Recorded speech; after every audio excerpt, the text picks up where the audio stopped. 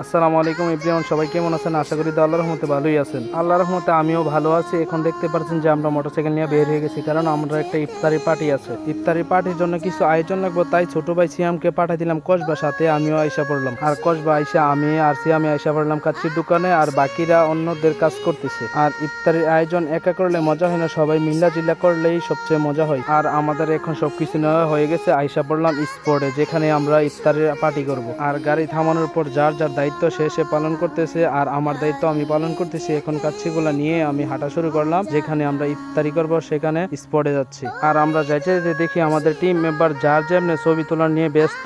এর ভিতরে আমি আবার কইলাম যে ছবি তুললে হইব নাকি কাজও করতে হবে। এর ভিতরে আব্দুল্লাহ আবার কইছে, ভাই ইফতার আয়োজন তো অবশ্যই করাম, মাঝখান দিয়ে একটা ছবি টবি তুললাই না। আমি আবার কইলাম তাইলে বেশি করেই তুলো। এর ভিতরে আবার মামুন ভাই সিলান ধরছে, বলে কি তারে তোর ওই ছবি তুলবি, আমার তুইলা দিতি না। আব্দুল্লাহ কইতেছে দেন তাইলে আমি ছবি তুইলা দিতাছি। পরে আমি আবার কইতাছি যে তো ছবি তুলবা, সবাই মিল্লা জিল্লেই তুলো। পরে সবাই ছবি টবি তুলতাছি, তোলার মাঝে আবার একজনে কইতেছে, ভাই ছবি টবি তুললই তো না, আমরা কাজগুলো করতে হবে। আমি কইলাম তাইলে চলো। ছবি টবি তুলা বাদ দিয়া এখন শুরু করলাম কাজ। আইসা দেখি এনো দুইটা লেবু। আমি কইলাম আল্লাহ রি, এত দামি জিনিস কাট আনলো। এর ভিতরে সাকিব ওইটা কইতেছে, ভাই স্বর্ণের দামে লেবু কিনে আনছি। আর যাই হোক, আল্লাহর অশেষ রহমতে সবকিছু গুছিয়ে নিয়ে এখন বসে আছি আমরা ইফতার করার জন্য। আর ইফতারের সময় আছে আর মাত্র 20 মিনিট। আর এরকম ইফতারের পার্টি আমরা প্রত্যেক বছরই দিয়ে থাকি। আর এই ভিডিও পর্যন্তই, সবাই ভালো থাকবেন, আল্লাহ হাফেজ।